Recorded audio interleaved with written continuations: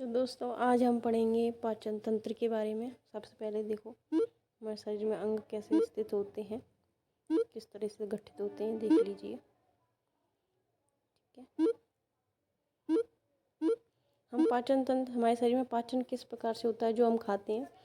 तो आज हम डाइजेस्टिव सिस्टम के बारे में पढ़ेंगे कि हमारे शरीर में भोजन का पाचन किस तरीके से होता है। सबसे पहले पाचन तंत्र में कौन कौन से अंग होते हैं हम उनको देख लेते हैं। पाचन तंत्र में जो काम आने वाले अंग होते हैं, सबसे पहले मुख यानी माउथ, है ना। माउथ में क्या होती है, जीभ और दांत पाए जाते हैं। तो दांतों के द्वारा क्या होता है, भोजन को चबाया जाता है और जीभ के द्वारा उसमें लार मिलाई जाती है। ठीक है, ये हो गए दो पार्ट पहला। फिर आ जाता है आपका ईसोफेगस, है ना। इसको क्या बोलते हैं, ग्रसिका बोलते हैं, है ना, ग्रसिका। इसमें किसी प्रकार का पाचन नहीं होता है। फिर आता है आपका स्टमक यानी आमाशय। ठीक है, फिर आता है आपका आमाशय। आमाशय के बाद भोजन कहाँ पहुँचता है, छोटी आंत में, है ना, स्मॉल इंटेस्टाइन। छोटी आंत में पहुँचने के बाद फिर भोजन कहाँ पहुँचता है, बड़ी आंत में।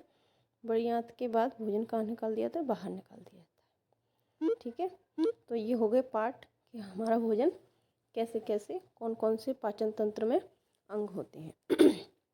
पाचन तंत्र में कौन कौन से ऑर्गन होते हैं जो हमारे पाचन तंत्र को बनाते हैं।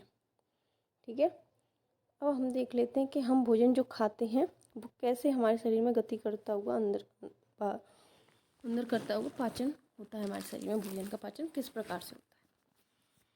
तो जैसे हम जो भी कुछ है, रोटी या फिर ब्रेड, है ना, या जो भी हम खाना खाते हैं वो सबसे पहले कहाँ जाता है, मुख में जाता है। कहाँ जाता है, मुख में। मुख में क्या होता है, इसमें सबसे पहले इसको दांतों के द्वारा खूब क्या चबाया जाता है। दांतों के द्वारा क्या किया जाता है, भोजन को चबाया जाता है। फिर उसमें क्या मिलाई जाती है, लार मिलाई जाती है। लार ग्रंथियों के द्वारा लार स्रावित होती है।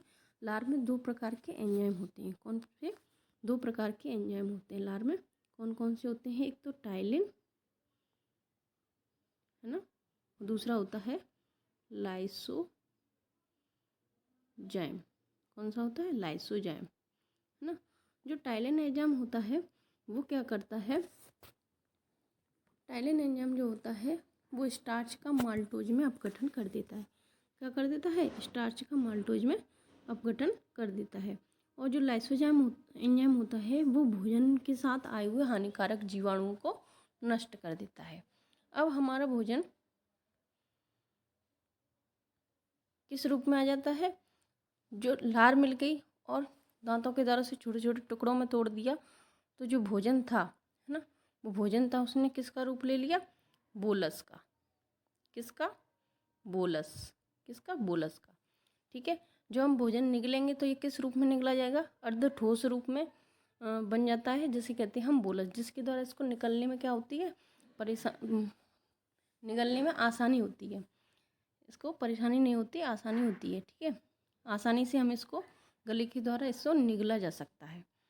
फिर भोजन कहाँ पहुँचता है हमारा, फिर भोजन पहुँचता है हमारा, फिर हमारा भोजन ग्रसिका के द्वारा होता हुआ, ईसोफेगस के द्वारा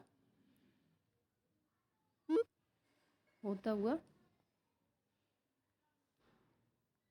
ये ईसोफेगस है।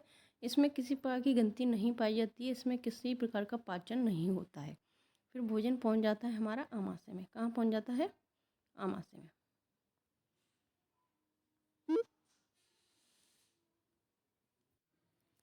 आमाशय में जो भोजन पहुंचता है तो आमाशय की जो जठर ग्रंथियाँ होती हैं उनसे जठर रस स्रावित होता है। आमाशय में क्या होता है, जठर रस स्रावित होता है।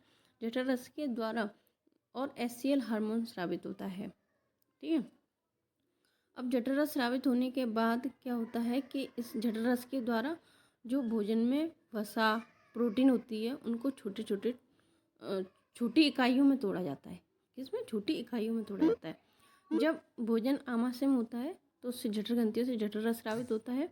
अब जो जो हमारा भोजन होता है वो क्या कहलाता है, अब हमारा जो भोजन होता है वो कायम कहलाता है। क्या कहलाता है हमारा भोजन,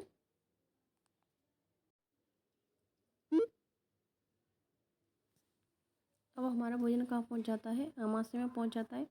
आमाशय में जब भोजन पहुँचता है तो आमाशय में जठर ग्रंथियों के द्वारा जठर रस स्रावित होता है।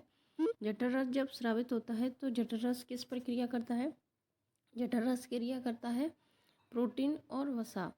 प्रोटीन और वसा की जो इकाइयाँ होती हैं वो जटिल होती हैं, उनको छोटी छोटी इकाइयों में तोड़ा जाता है। जब आमाशय में भोजन होता है, इसके बाद आमाशय जो भोजन होता है वो ड्यूडेनम में आता है ना। ड्यूडेनम जो होता है वो छोटी आंत का ही पार्ट होता है। छोटी आंत के 3 पार्ट होते हैं, ड्यूडेनम, जेजुनम और छोटी आंत के 3 पार्ट होते हैं, ड्यूडेनम, जेजुनम और इलियम, है ना। यकृत के पित्ताशय के द्वारा पित्तरस, यकृत के पित्ताशय के द्वारा पित्तरस, अग्नाशय से अग्नाशय रस निकलता है और भोजन में मिल जाता है। फिर भोजन छोटी आंत में पहुंचता है। छोटी आंत में पाचन पूर्ण हो चुका होता है, अवशोषण होता है। सबसे अधिक अवशोषण छोटी आंत में ही होता है।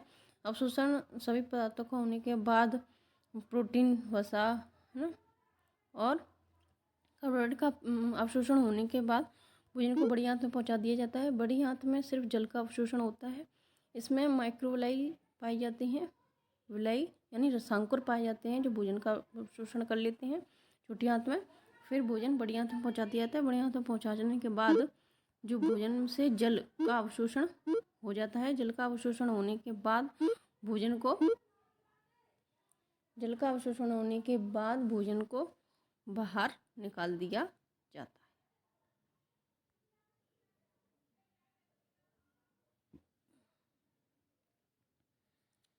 तो भोजन कैसे कैसे आया, चलो देखते हैं एक बार।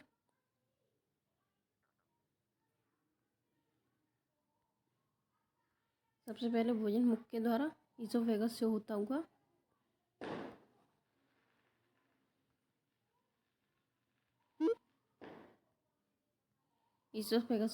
स्टमक से होता हुआ आपका छोटी आंत में अवशोषण पूर्ण होने के बाद बड़ी आंत में जल का अवशोषण होने के बाद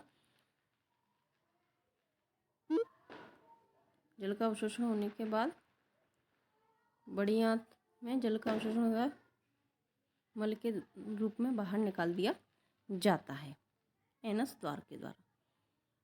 ये जो भाग दिखाई दे रहा है इसे कहते हैं रेक्टम। क्या कहते हैं? रेक्टम या मलाशय। इसमें स्टूल आकर इकट्ठा हो जाता है ना, अर्धपचित जो पदार्थ होता है, फिर उसको मल द्वारा एनस के द्वारा बाहर निकाल दिया जाता है। वीडियो अच्छी लगे तो लाइक, शेयर, सब्सक्राइब जरूर करें।